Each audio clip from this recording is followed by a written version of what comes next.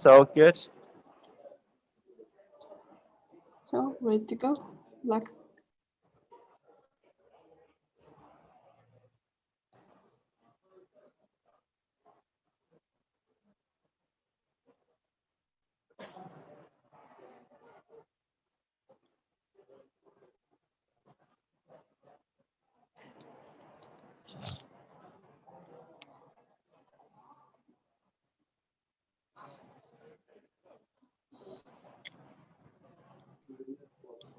Brian, we can start.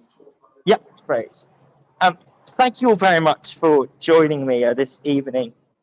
As I can see, there are currently 3 of us in this lovely Zoom call, which is indicative of the popularity or the lack thereof of yours truly. Okay, that was not funny. Anyhow, I want to talk about several things today. And before that, though, again, it's an honor. And thank you very much to the Astana Debating Union for the invite. Genuinely an honor, and I'm very pleased, of course, be speaking with many of my colleagues and friends with whom I will be working together on a wonderful Marseille WUDC bid. So, with all that said, I want to cover 3 things today, really, and just perhaps telling you all a bit about myself and also getting to know you or whoever is currently listening as audiences. The first is, why Hong Kong? The second is, why Oxford? And the third is, as predictably, why me? And why the preposition to? And I think on each of them, I'd like to do 2 things. I'd just like to share with you perhaps some of my own experiences and insights along the way, as well as my musings on the subject, of course, but finally, how these experiences have shaped and convinced me that the work I currently do is worth it and important. So I'll start first with Hong Kong, because that's where I was born and raised. For 17 years of my life, I'd never lived, at least for extended durations or periods of time, outside Hong Kong.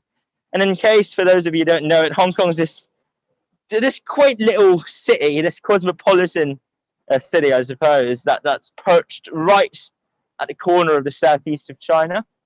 And indeed, for around 23 years since 1997, it's been a special administrative region. Another word for saying that it's a Chinese city, but in many ways, it's not just any other ordinary Chinese city. It's a city that has its own distinct culture, has its own history, a legacy that intermixes Western sort of colonial legacy and heritage with its distinctive variant of Chinese nationalism, but also Chinese civic culture. So it is Chinese insofar as people act and behave in accordance with the Confucian culture, and that for hitherto or large swathes of time up until quite recently, there's been a broad sense of belonging to the country at large. And finally, it's prospered under both Chinese affluence and also Chinese investment, as well as the increased presence of migrants from the north, the rest of the country, the rest that is China. Yet concurrently, there's an undertone to Hong Kong that is unmistakable, and that is its Western roots, right? It came, or rather its wealth came from decades of colonial governance, as well as foreign firms using Hong Kong as a springboard, as a stepping stone in terms of accessing China. So as China opened up, Hong Kong's importance, it gradually increased and ascended until it reached a point where it peaked. And then it's been on steady decline since. Now, some say that this is the end of the West as we know it in terms of the West's presence in Hong Kong. And others think that, the West's influence in Hong Kong has always been limited to only the economic variant or to the kind of corporatist megalo conglomerates that you see in Central and Admiralty, the business districts of Hong Kong, indeed, in which I currently stroll. But I'd like to think that there's more to it than just that Hong Kong is ultimately a city that is founded upon liberty, freedom, and equality, the commitment to these values, making its civic culture rather distinctive and, again, unique. So it is with this confluence, I suppose, of Chinese culture, Western political values, and institutions that are neither here nor there, that the tale of Hong Kong was written. And it is also with this confluence of ideas, of ideologies, that we've seen this city emerge, or not emerge actually, but undergo some of the most turbulent times in its political history, over the past few years or the past decade. Long story short, though, my story as both a debater and a political writer has a lot to do with the trajectory of my city. That had it not been for the events that occurred 6 years ago, for instance, or the events of last year, I would never perhaps had a political awakening or the recognition that something has to give and something has to change. But this also means that fundamentally, the way I see the world as someone who was raised in a Chinese family, rather standard Chinese middle class family, and then brought up through an international school system, and then finally got to the UK and at the age of 17, I think my own story and my own exposure left me with a rather distinctive take on the situation in the city. Because I think a lot of you might have read on the headlines, in the news, X, Y, and Z about the city and that this city is ostensibly dying and all of that. But the way I'd like to call it is it's the product of communicative failure. It's a product when both sides of a conflict don't listen or don't understand each other and instead interpret each other's gestures and actions through the worst of lenses. It is also, in many ways, a battleground and a battlefield, rather, for two Cold War forces whose exploits and understanding of global politics have landed this city in the quagmire that it sees itself in today. And my role, for lack of a better word, is to communicate. It's to cross and bridge differences and to find room for reconciliation, if that is possible, where that is possible. And it's funny that I talk about reconciliation because as we speak, I'm currently standing right underneath the government headquarters in Admiralty, gazing at the stars. And the reason why I'm doing that is definitely not because my Wi-Fi is terrible. That's not the only reason. It is amongst the reasons why I'm in the open space, just so I have better Wi-Fi access as opposed to being stuck in an indoors environment where the signal is poor. But it's also because I think this is a place that captures a lot of my musings, my passions, and my love for this city. It's about the hustle and bustle of the streets. It's about the city lights and the street lights that never stop. It's about the traffic that you really want to get out of. But when you get out of it, you miss it, right? Because when you're stuck in somewhere that doesn't have the traffic, doesn't have the hustle and bustle of Hong Kong, it's not the same city. It's not quite the same. And standing here allows me to be saturated and steeped in history, whilst also making sense of the future through the lenses of the past. So that's my story and Hong Kong's story. And I know there's a lot of stuff that I haven't covered here. And I don't want to, berate or bore all of you with the details, the mundane trivialities of the work I do, because that's not the point. But I will just say that one of my aspirations and visions is to restore Hong Kong to a place where fundamentally it is not exclusively Western, not exclusively Chinese, and certainly not one where these cultures collide in abrasive, fricative, and bellicose exchanges, but instead one where, as a part of a country, as a part still of China, we find our place within the country as one that's free, as one that's liberal and international, as a site for democratic equality, but also one where populism does not reign free and does not roam free in a way that jeopardizes the very core essence of how the city is governed. With all that said, I suppose it's high time to now move on to Oxford, because I think I've spent too much time in Asia, indeed metaphorically and also literally. Let's talk about Oxford, because the first exposure I ever had, or first taste rather of Oxford I ever got was when I was 17. That was my interview. And I vividly remember landing at Heathrow, getting off the airplane when I was 17. I just looked at the skies. It was so grey and dark. And I looked at the watch. It was 3 p.m. and I thought, no, clearly, I've yet to adjust my watch. Right? So I'm going to look at the Heathrow clock and figure out what hell is going on with the watch. Hold on a second. It was indeed 3 p.m. So it was 3 p.m. It was a pretty gloomy December evening, or afternoon, sorry. And it was dark. It was completely dark. And I guess that was my first taste of London. And the second taste, of course, was being hit by the incredibly treacherous winds that slammed me in the face the moment I walked out of Terminal T3. So, having never been in the UK up until then, I was in it for really quite a surprise.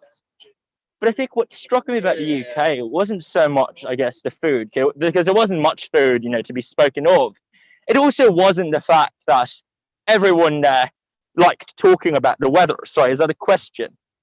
Yeah, the same in Astana, right? And it wasn't the fact that snow, there was more snow there than Edward Snowden was ever in the USA. So in short, a lot of it. And it was none of that. It was instead just how mesmerizingly historical the entire country, especially London, and then later on, after a 1-hour train ride, Oxford was. So the UK's political history, I think, in many ways, captures as an archetype and as a model the political trajectories of all sorts of regimes around the world. If you want to make sense of authoritarian states, well, you can look, of course, at the early modern history and the transfer of power eventually ending with, I guess, Cromwell's rise, right? And also how the royalty or the royal family in Britain navigates and negotiate an easy truce between factions, between mercantilist factions, and also, I guess, factions that wanted a restoration of power into the landed gentry, and then the cultural conservative elite, and finally, above all, the rest of the nobles and the rest of the royal family. So if you wanted to understand how elite defections and dictatorships and authoritarian systems work, you look towards that. But if you want to understand, on the other hand, the rise and birth of democracy, I'm sorry, America, you've not been doing very well as a democracy, and frankly, you had not been doing well when Britain had been flourishing or thriving as a democracy, albeit a nascent one. So we want to understand the evolution and trajectory of democracy that predates, I suppose, you and I, but also our grandfathers and our recent modern ancestors and our respective states or cities, then Britain's the country to turn to. But above all, I was enthused by a particular subject called politics, philosophy, and economics, because at the moment, or the instant when I applied for the subject, Hong Kong was undergoing some of the worst political turbulence and crises in the city.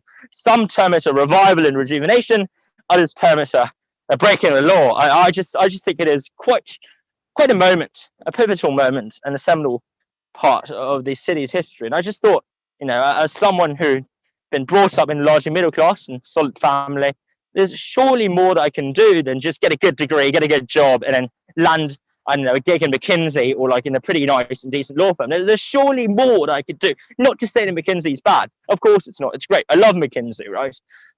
Even though I'd probably not consider applying for it currently. But I just thought, maybe I could learn about politics and just to get a sense of how it really works, how power really is distributed and allocated and all of that. And there's the few better places, as I've established just then, in the UK. So there I went. And then, long story short, we looped back to the day when I hopped off the plane at Heathrow, and it was just a grim evening. Took the train down to Oxford, checked into the college and thought, wow, it's really late. I feel like sleeping. I'm incredibly jet lagged. Looked at the watch, 5:35. Yes, midnights, or rather 5:35s in the UK often feel like midnight, especially when it's during December. The interview experience was all right and all good, and I guess gave me a taster to what my undergraduate years eventually looks like. And those were years that, whilst in some ways were quite, not so distant, right? I'm not that old, despite the way I talk. But on the other hand, it also felt that those were years that changed me in unforgettable manners. It's kind of like a butterfly looking back at a metamorphosis from a caterpillar to butterfly. Not to say that I am a butterfly. I probably am too heavy to be a butterfly. Or if I were a butterfly, I'd be a very fat butterfly. But anyhow, I'm working on it. But it effectively gave me a sense that in order for you to understand or make sense of politics, you've got to experience, endure politics, to apply it, to not just study it. And the Oxford Union and all of the other societies at Oxford gave me the perfect opportunity to do that. Prior to the 3 years I'd spent in Oxford, I'd been an idealist. I believed in ideals. I believed in formulae, theories, arguments, and all of that Platonic vision. And then after those 3 years, and I'm about to go into detail, I guess, concerning those 3 years in a sec, but after those 3 years, I realized that politics is far more than that, really. It's not just about what you believe and what you stand for and what you're driven by and what your passions are, right? So if Hong Kong gave me the conviction, and Oxford gave me, in many ways, a reality check. If I developed a block of marble, a raw block of marble in Hong Kong, then Oxford was the chiseling experience that chiseled out a lot of the the bits and bobs and the marbles are not so ironed out and also not so perfect. What exactly happened in Oxford then? Well, three things really. As with most debaters, I talk in terms of three things, even though realistically it's just two things and a half. But the first thing that I endured was a cultural shock.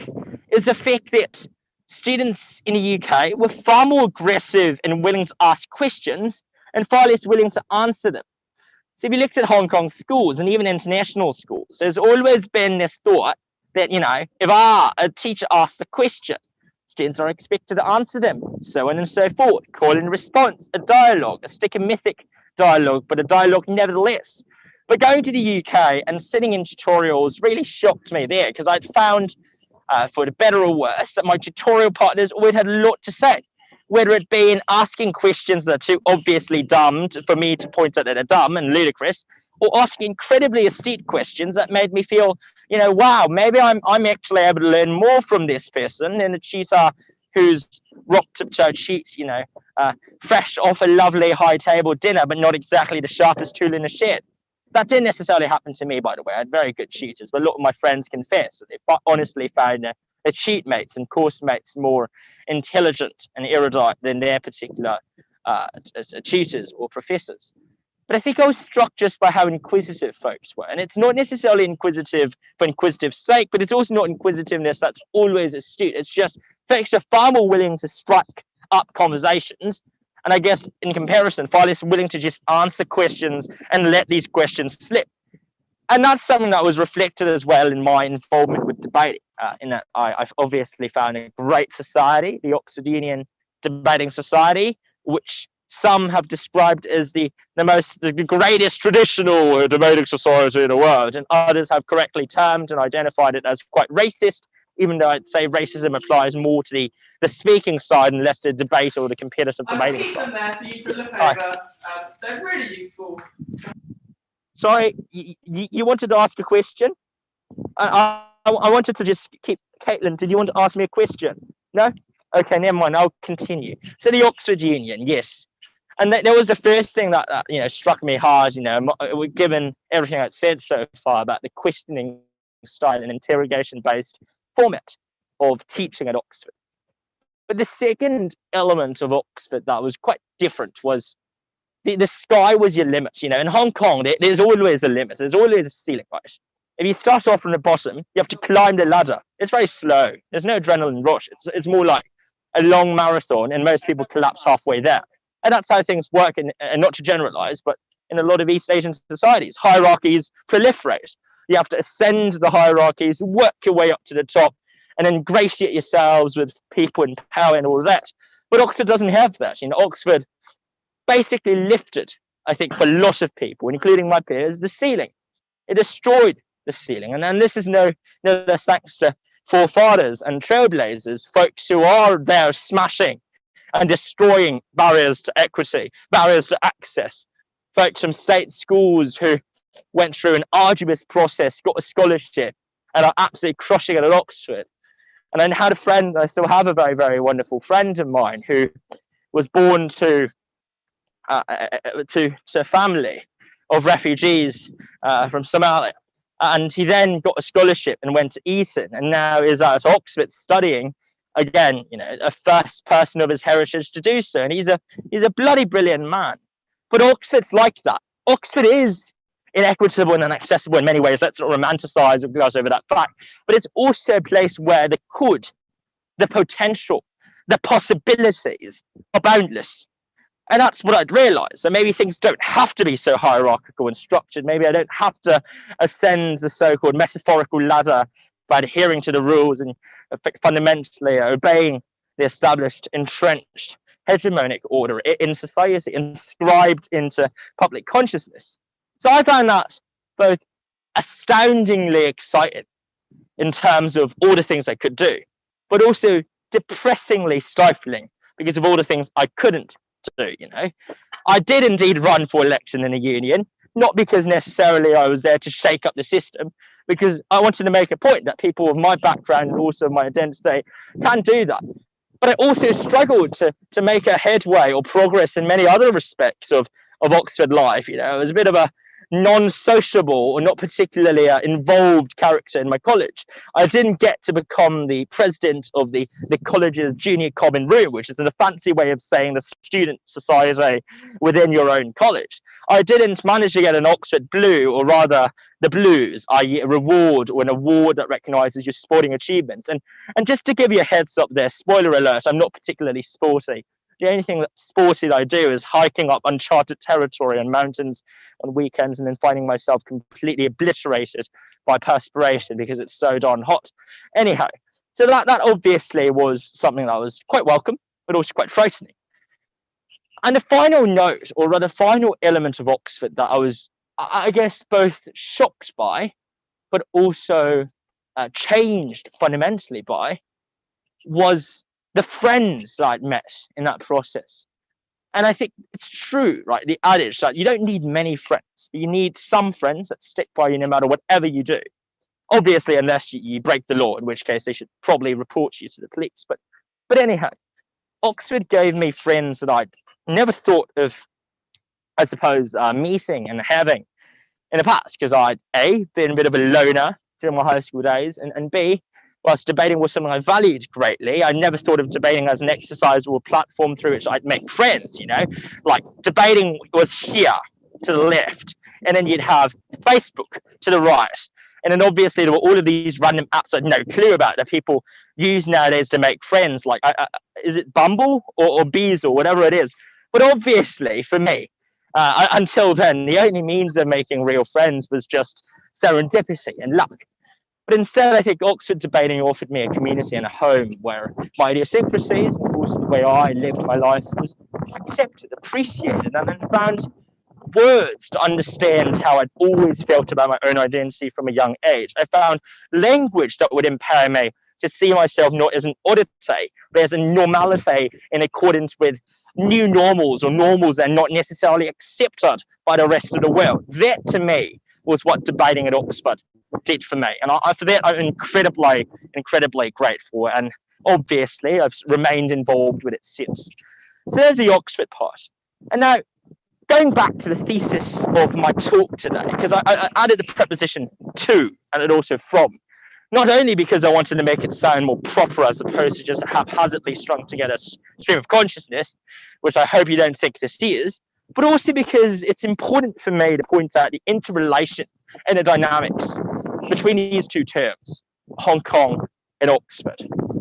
And before I launch into that, I would just say, you know, when you think about Parma ham and cantaloupe or melon, what's the first thought that comes to your mind? It might just be, wow, that's a terrible combination. I thought so too until I had my first bite into it. And prosciutto and melon genuinely are the best combination amongst the top 5 iconic duos that I've ever encountered in my life. The other one being, obviously, the 10th Doctor and his first companion. Actually, no, I think Matt Smith was also fine. But anyhow, but that was quite something. I think Hong Kong and Oxford come together as a synthesis. They come together as, in many ways, I think, something that, or a combination that made me who I am today.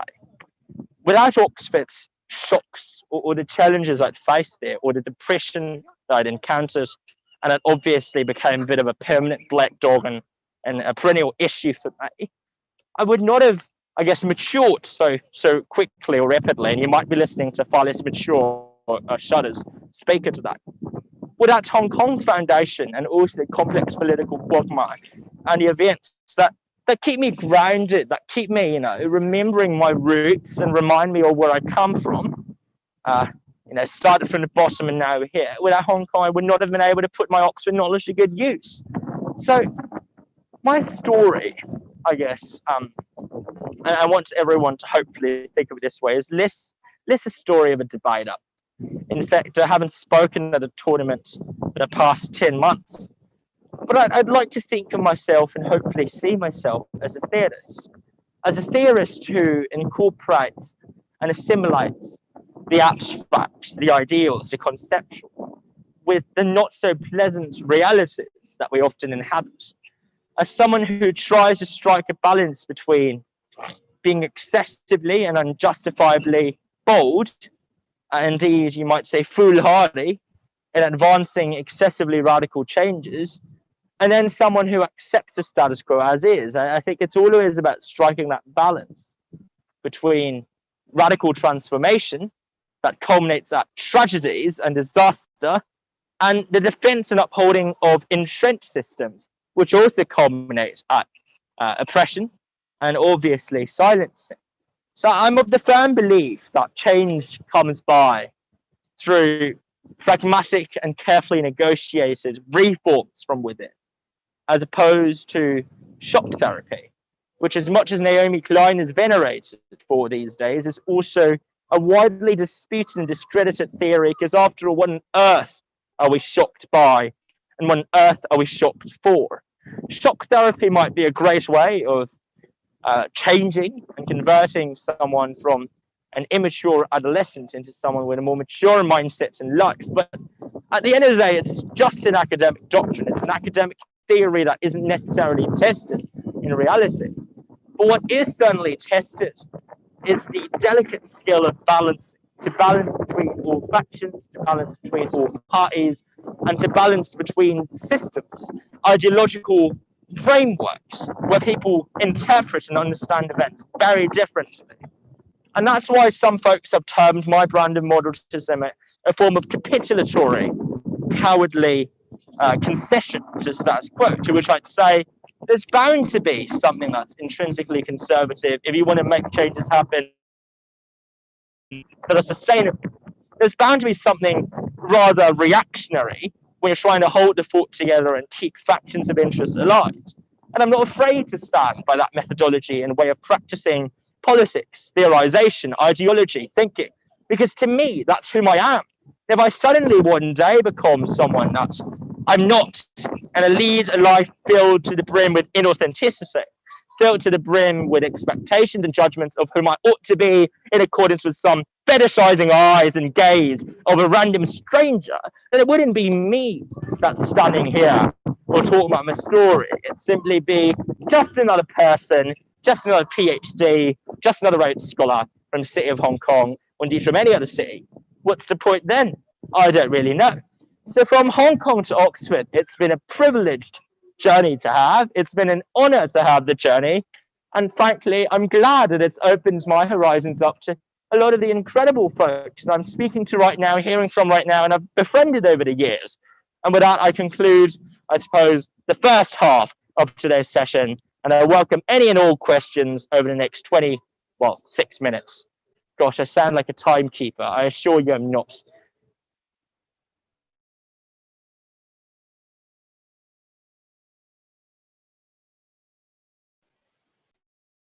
Any questions, folks?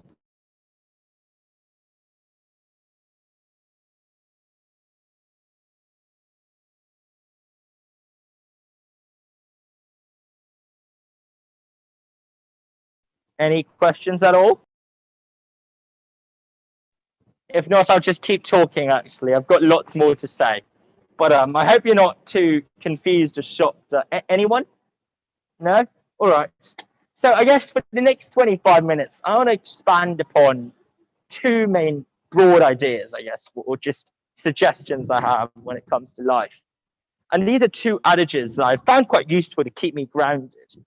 The first is accept imperfections, and the second is be kind to yourself. I posit that both of these statements are actually mutually exclusive. And I'm going to prove first that they are mutually exclusive, and then I'm going to provide the argument for why we ought to prioritize, I think, the second, that is, being kind to yourself over the first. So the first is accept imperfections. The standard argument as to why we ought to accept imperfections is the view that we're bound to be imperfect. We're bound to be flawed. You and I are bound to fail, to struggle to approximate the ideal that we valorize and stare at as an ideal that we ought to conform to. And that by accepting ourselves, we feel nicer about ourselves. And we can keep aspiring towards things without feeling defeated or frustrated by our own flaws. But I dare say that this is a pretty nice and kumbaya statement and nothing more than that. And the reason why I'm so skeptical is just, at the end of the day, who isn't thirsting for perfection in life. We look at the TV, we look at the advertisements, we read books, we consume speeches, we hear the people on the radio talk about what a nice and idealized life ought to be. And we valorize that. We yearn for that. We might think, oh, this is not the ideal life for me. But we still, nevertheless, when we do come across a better version of ourselves or a better version of our lives, we want it, and we want it very badly. And this is an irresistible urge. It is an urge that's manufactured by capitalism and neoliberal logic. That's a standard argument. But it's also something that's promulgated by our own evolutionary or bioevolutionary tendencies. In order for us to appreciate what we have right now, we always yearn for more. In order for us to recognize what we have right now as worth cherishing, we would logically infer from what we have what we could have more of. And that's why we see an ideal and an end state that's inexplicably and always intrinsically bound up with our own preferences and calculations. Yet because of that, we see ourselves as imperfect. That's trivially true. If there's a more perfected version of ourselves, is there a more perfected version of the real life and idealized life, it must be the case that we are not perfect, right? Because otherwise there's no comparative difference between the now and the future. And then that search for the comparative ideal ceases. So precisely because we can't escape from the search for perfection, we are inextricably or necessarily likely to see ourselves as imperfect. But of course, the question now becomes, but why can't we accept ourselves as imperfect? What I would say is the very notion of acceptance defeats perfection, or defeats rather the purpose of calling something imperfect. And here's why. If we are to accept that it is okay to not be okay, if we are to accept that it is okay to not be perfect, what we're effectively saying there is that we are content and satisfied, that our expressive judgment towards this is that there's no need to improve or no need to ameliorate based on what we currently have. Yet that, obviously, you might say, is quite contradictory at its core with a view that there's something we can aspire towards. So maybe the rejoinder here is, okay, we can accept that we are imperfect right now insofar as we're happy with it. We're happy that we're imperfect, but we're not going to beat ourselves up over it, but we're not going to be content with where we are and just stop, fighting for or campaigning for a better tomorrow. Isn't that the rejoinder that seals the deal here? I'd posit not. And the reason for that comes from the second statement, being kind to oneself. What does being kind to oneself actually look like? We always say that. You say that, I say that, everyone says that. But it's not clear what being kind to yourself means. What I would say is being kind to yourself is not to lie to yourself.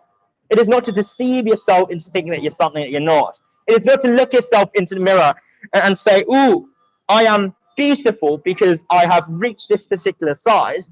No, it's to recognize the fact that you may or may not be beautiful in your own understanding of yourself because you are whom you really are. It is not to shy away and to craft these pretenses that discombobulate you and then hide behind the pretense of that, but instead to recognize that fundamentally you are worth respecting. You deserve dignity. You deserve and you are valued for whom you really are. And that's premise two.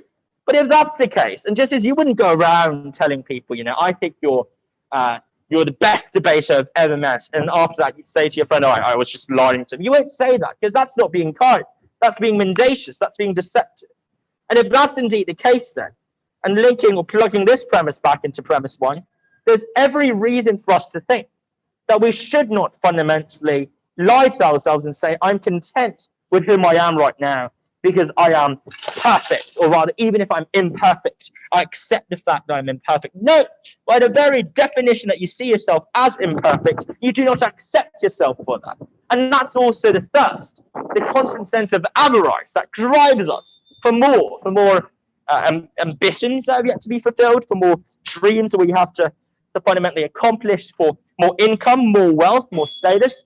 And that's perfectly all right. So don't accept the fact that you're imperfect. Renounce the fact that you are imperfect and pursue and chase perfection. But in a process of chasing after perfection, also don't forget the second adage, right? That you have to be kind in the process of doing so.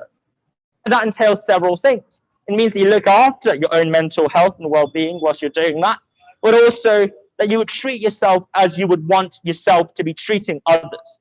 And this is something that I think we often neglect, right? That that we beat ourselves up and we treat ourselves more harshly in our judgment and expectations as we would others.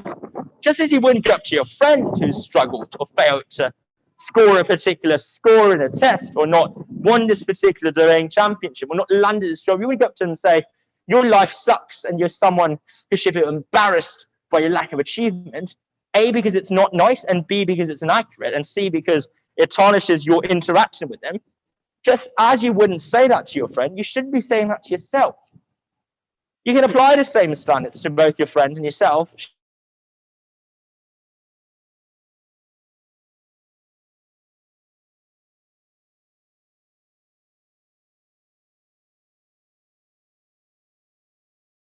Why have I turned this session into motivational speech? Well, because I also think it's important to be honest about how I think about things, to be honest about the way I personally see the world. And that's a part of being kind to yourself as you would want to be kind to others. Radical transparency. And that ties me on to the final thing under, really, this idea of kindness to oneself. To be kind to oneself is not just about being kind to your own self-interest. It's also about kindness to the identity groups and categories from which you come. It is about being kind to your background and the demographic intersections that constitute whom you are. And that's where social obligations are generated. Just as you would want yourself to be treated with kindness, and you would want yourself to be treating your friends with kindness, you should be treating the identities that make up your own belonging or your own self with kindness as well. And that's why we, whether it be privileged individuals amongst us or less privileged and disempowered individuals, whether it be folks who struggle in life or folks who flourish at life, we must remember our roots and from whence we come. Because if we are genuinely being kind to ourselves, we wouldn't be erasing history and deleting and suppressing parts of our own identities just because it's not fashionable to exhibit them. And that's where activist duties naturally come. And that's why I'd always say fighting for a better society or a better world is aligned with living authentically. Because that's also about you discharging your duties and your emotional affinity, especially towards the particular groups that make up your own identity and make up your own story. And for me, it's Hong Kong, it's Oxford, it's the world. And I don't know about you, but I think that's a question that only you and you yourselves could answer. So with that, thank you all very much for coming to my TED Talk. Let's open up the floor for questions and discussion. Let's have a chat now. Alrighty, any questions?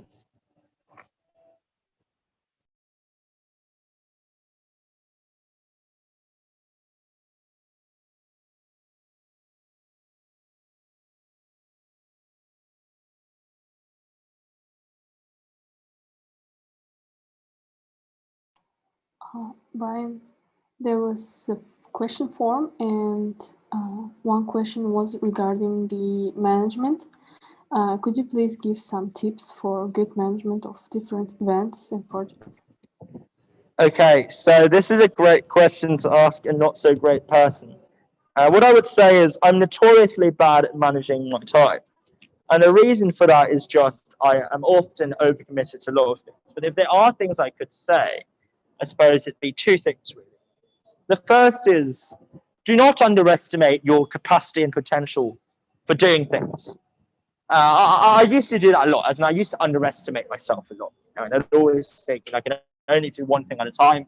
And at the end of the day, we're all human, so surely let's live and let live, right? But I think the moment I stopped feeling that way, the moment I started seeing myself as actually capable, even though I didn't really know what was going on, I wasn't really capable of a lot of things I thought I was capable. That sense or that feeling of judgment propelled me to work extraordinarily hard at all the things that I wanted to do and to commit just the right amount of time to it. Not because I planned for it, not because it was a premeditated thing, but because I had no other choice. I'd taken on all of these things. I have to get all of it done by this deadline. So the only thing I could do is to rush, get everything to follow and adhere to the incredibly tight deadlines. And obviously there are times when you'd struggle and there are times when you genuinely flounder. And I guess that's where my second piece of advice kicks in. Treat yourself nicely in, say, 45 hours of each week. and treat yourself not so nicely, full stop, for the rest of the week. The old adage for this, or the old corresponding equivalent, is work hard and play hard. For me, it's less like that. It's more like you should be incredibly generous in the way you allocate time to leisure and to all these other things you pursue for a fixed amount of time each week. Might be the weekends, might be the evenings, might be at night, might be in the mornings. You have a bit of me time as you jog. But for the rest of the week, work yourself. And work yourself incredibly hard. In fact, I'd say harder than you might work other folks around you. And some folks, or some people, think of me as a workaholic. I really am a workaholic. But then that's only for 5 days of the week. I don't do much work, if at all, over weekends. I spend most of my weekends hiking, jogging these days, having decent food, reading, and sleeping. And that, I think, is how I sustain my own work schedule. You might notably and reasonably term this unsustainable. Well, I'm going to try it out and see how far I'll go until it's no longer sustainable. But it's worked out all right so far. Yeah.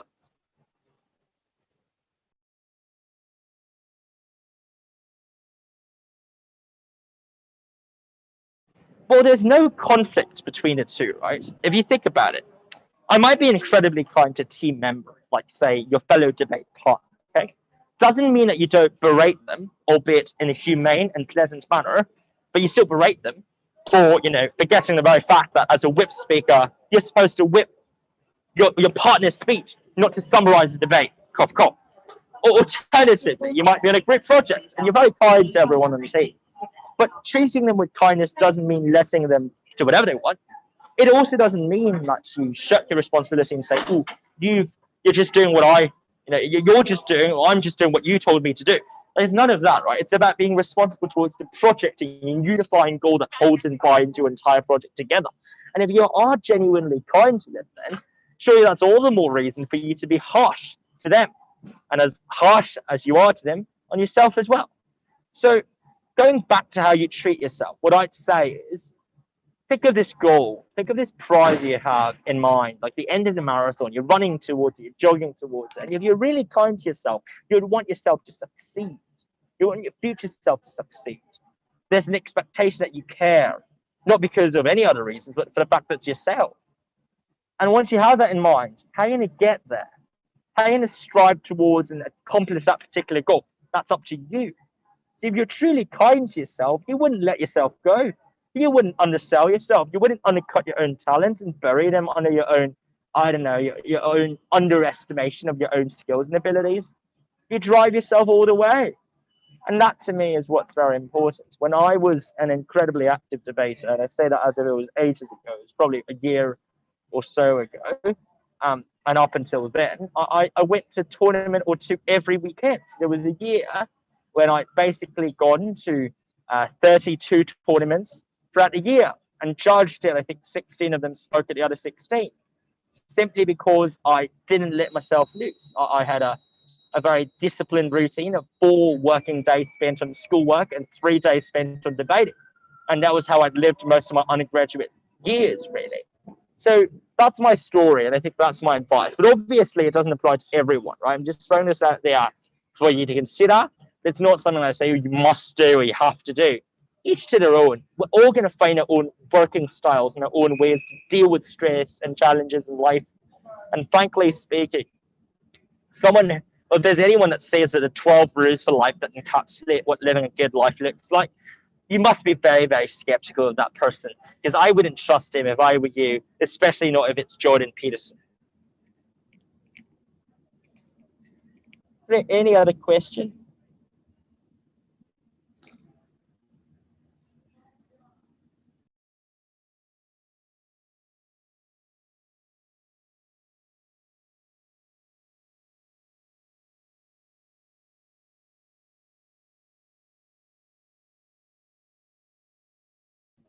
Any questions, folks?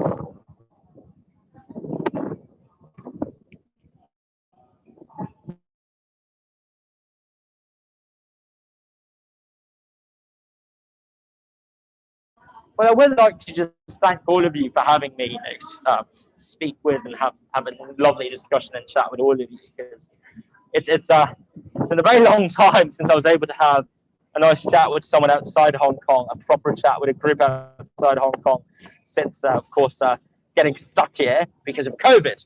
But it genuinely is great to hear from all of you and to speak with you. Any other questions, folks?